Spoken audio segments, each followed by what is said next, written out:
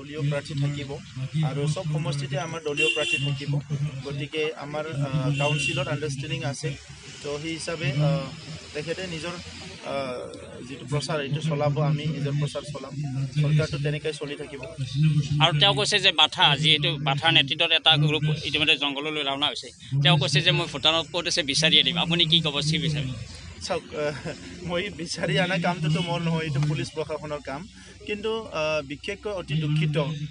যিসকলে এই ডেকা ল'ৰাসকলক পুনৰ অস্ত্ৰ লৈ জংঘললৈ পঠাইছে সেই মানুহবিলাকে আজি সমাজখনৰ প্ৰতি দায়িত্বহীনতা এটা তেখেতসকলৰ যিটো চৰিত্ৰ সেইটো উদঙাই দিছে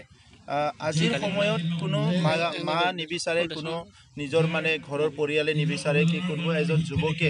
অস্ত্ৰ লৈ পুনৰ জংঘললৈ যাওক আৰু জংঘলত যাই পেলাই তেখেতসকলে কি কৰিব সেইটো স্পষ্ট নহয় য'ত মানে এটা বিবৃতি দিয়া হৈছে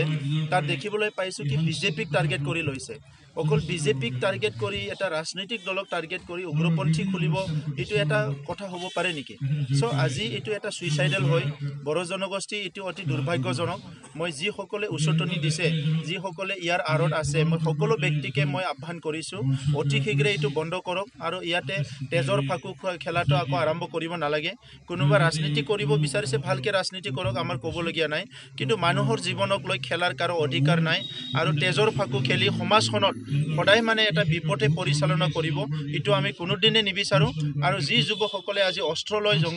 জংঘলত গৈ পেলাই বিভিন্ন কথা কৈছে মই তেখেতসকলক আহ্বান কৰিছোঁ তেখেতসকলে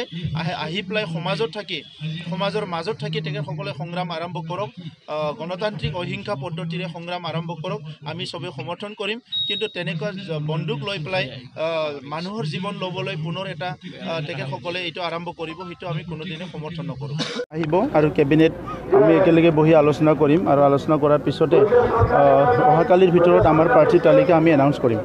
যিহেতু ইমানুৱেল মোছা ভাৰতীয় জনতা পাৰ্টিৰ লগত আপোনালোকৰ মিত্ৰজোঁট আছিলে ইতিমধ্যে ইমানুৱেল মোছাহাৰী অনিশ্চয়তাত ভুগিছে তেওঁৰ প্ৰাৰ্থিত্বক লৈ কি ক'ব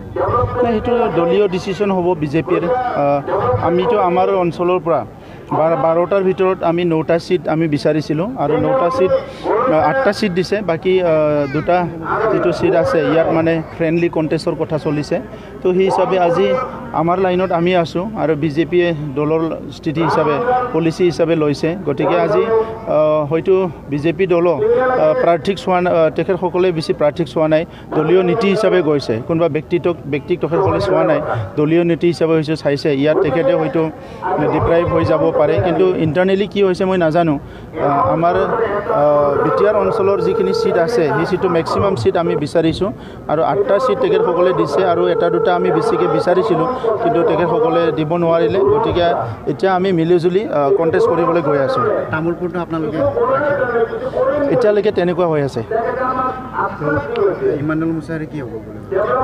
এইটো দলে ঠিক কৰিব বিজেপি দলে ঠিক কৰিব তেখেতক হয়তো নিশ্চয় ক'ৰবাত ভাল এটা পষ্টত ৰাখিব বা কিবা এটা এডজাষ্টমেণ্ট কৰিব তেনেকুৱা হ'ব পাৰে ময়ো দেখিবলৈ পাইছোঁ NLFB বুলি এটা প্ৰচাৰ চলিছে